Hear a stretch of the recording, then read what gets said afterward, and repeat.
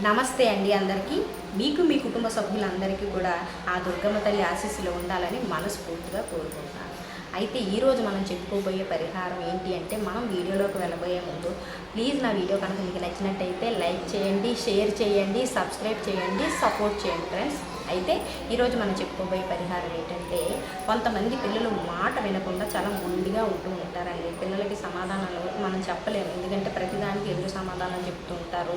వాళ్ళు చదువులో వెనకపడిపోవటాలు, లేదంటే అల్లరి పిల్లలతో తిరుగుతూ మన బాధ పెట్టడం చేస్తూ ఉంటారు. ఈ సమస్యను మనం ఎవరికైనా చెప్పుకున్నామంటే మళ్ళీ మన పిల్లలు ఏమైనా అనేస్తారేమో అని చెప్పి తల్లిదండ్రులుగా మనం ఎవరితో అది చర్చించుకోలేము, మనకే సిగ్గుగా ఉంటుంది కదా అని ఇది కూడా మనం ఎవరితో చర్చించుకోలేక మనలో మనం చాలా బాధపడిపోతుంటాం. అలా ఈ పిల్లల సమస్యలకి మొండిగా ఉండే పిల్లలు మాట వినాలి కాబట్టి ఇది మంచి పరిహారం, చక్కటి పరిహారం. ఆ సమస్యలన్నింటినీ కూడా ఒక చెక్ పెట్టేసే ఒక మంచి పరిహారం అనేది. అయితే దీన్ని ఎట్లా చేయాలి?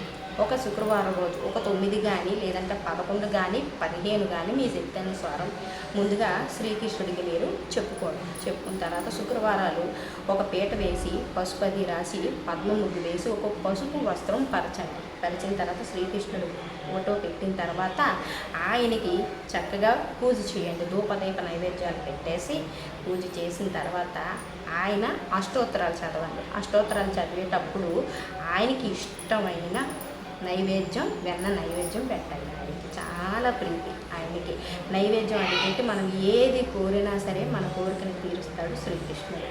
చక్కగా వెన్న నైవేద్యం పెట్టిన తర్వాత అష్టోత్తరాలు చదువుతున్నప్పుడు అక్షతలు తీసుకొని ముందు దగ్గర పెట్టుకొని అష్టోత్తరాలతో పూజ చేయండి.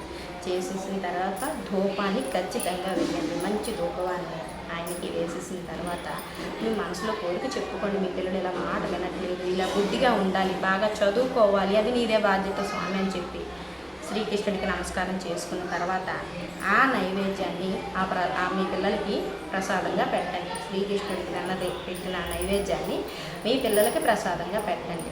ఆ అక్షతలు ఉన్నాయి కదా, ఆయన పాదాల దగ్గర పూజ చేసిన అక్షతలు తీసి మీ పిల్లల తల మీద వేయండి.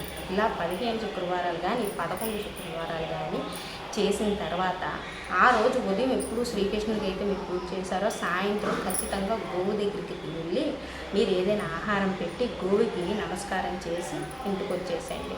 ఇలా చేసిన తర్వాత చదువులో వెనకబడిన, లేదంటే మొండిగా ఉండి మాట వినకుండా ఉన్న ఎటువంటి పిల్లలైనా సరే మాట వింటారు, చక్కగా చదువుకుంటారండి.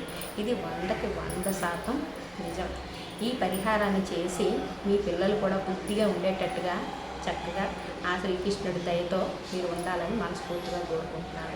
నా వీడియో కనుక నచ్చినట్టయితే లైక్ చేయండి, షేర్ చేయండి, సబ్స్క్రైబ్ చేయండి, సపోర్ట్ చేయండి.